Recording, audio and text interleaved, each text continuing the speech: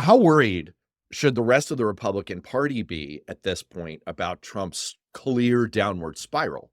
The best thing Republicans can do is we've got to shift away from the presidential election and start looking at Senate, Congress, governor's races, and legislative seats in states because guess what, Republicans? We've lost. I do not see a Wow. path.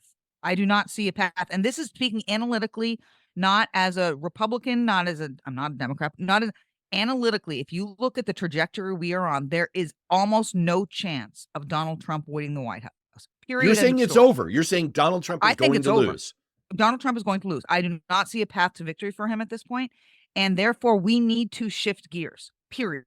End of story. Look at U.S. Senate races that we can take. Look at congressional seats. We need to shift gears. That's what we need to do. We're done.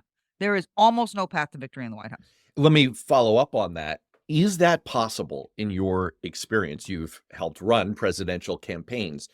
Is it possible if you have someone at the top of the ticket, and I mean presidential, is it possible to separate yourself from them enough to salvage the down ballot races? Or are all Republicans in trouble and it's like everyone for themselves at this point? I think it has to in part be everyone for themselves. Look, you can't get out there as a Republican, particularly those with primaries, and say, I'm ignoring Donald Trump. He's going to lose. I'm going to move on. You have to walk a very fine line. The candidates that have run as Republicans, even in districts that should have won in congressional seats, they lose. Why? Because they run into Trump, not step aside from him. And they lose. It is time for Republicans. Don't call him out. Don't diss on him. Just move aside and talk about what you're going to do. Because here's the other thing that Donald Trump isn't doing. Then again, neither is the Harris campaign. He's not talking about the policies that actually matter to us right now.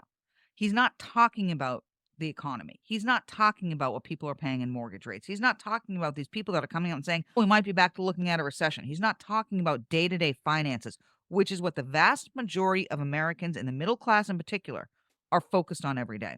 So, Republicans running for Congress, focus on these things and just ignore the rest of it because then you'll get our attention. We might vote for you. Yes, Matt, you're absolutely right. When you have a disaster at the top of the ticket, it will affect down ballot. But some of these Senate and House member candidates can peel away a bit and use say, let's be a protection against Waltz. Let's be a protection against the liberal ideology that's going to come from the White House. That's not a terrible message either, because generally, and we're only talking about undecided voters right now, which means they're swing voters right now. Generally, they want a balance, right? They want a balance. They don't want any one side to run away with any policy initiative. The latest poll, and not too much stock, all caveats understood, not trying to put too much stock in individual polls, but it's very representative of everything we're seeing across the board. Marquette University Law School out with a nationwide poll. The head to head shows Kamala Harris in a one on one matchup with Donald Trump up by 6 points, 53% to 47%. And if you expand to the multi candidate field, including RFK Jr., Cornel West, Jill Stein, wow, that is like the world's worst law firm. Like nut jobs are us. Kennedy, Stein, and West. Oh, and Libertarian Chase Oliver is in there. Whew, wow, what a can of mixed That's nuts. a great name, though. Chase Oliver. He should be a soccer player. Oh, that is a great name for a soccer player. Great name Oh for a my soccer player. gosh. Oh, it's also what the coach probably yells to his opposition, Chase Oliver, among likely voters. It's an even bigger lead for Harris, 50%, Trump at 42%. He's going down. I do not see a path to victory. And yesterday's press conference didn't help anything.